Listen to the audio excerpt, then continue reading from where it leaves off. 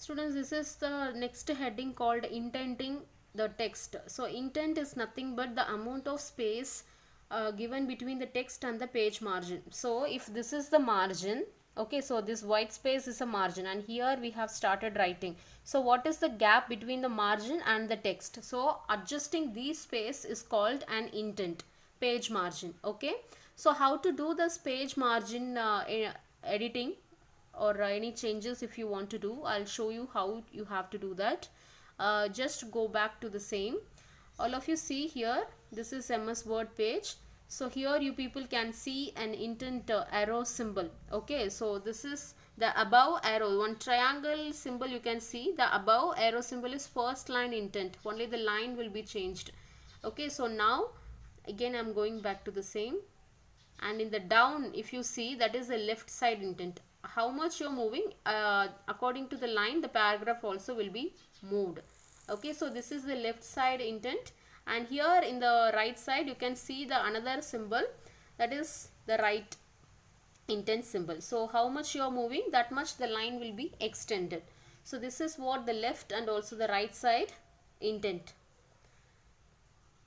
Okay, so the next we will move on to, so in the short way you can, I'll show you one more thing is there. So here there is under the home tab itself, paragraph group. Here you can see decreasing the indent and increasing the indent. Indent means this margin space and the text. Okay, the gap, that is what called indent. Okay students, and now we are moving to the next one, that is called working with tabs. So tab is nothing but the tab key.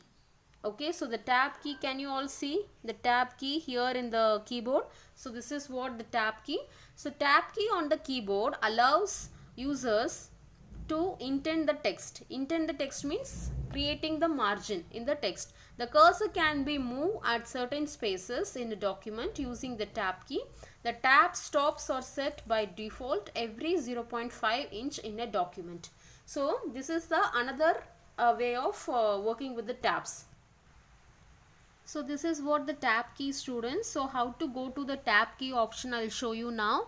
So here you're going to the MS Word, and I'm going to click on to the home tab has been selected, and here this is the paragraph group, and here in the corner you can see one small arrow arrow symbol. This is what the dialog box launcher.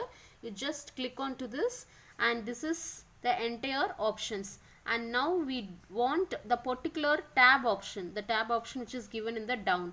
So here you can see the 0.5 inches. This is what the every tab stops. Default tab stop is 0.5 inches only. So if you want any kind of numbers, particularly I want to stop my tab option position here only means, then according to that you can give your own measurement.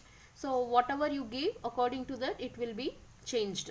So you can give OK. So whatever you have given, according to that you will be changed with your settings. So this is whatever I was showing you, that is what given here in the book pictures also.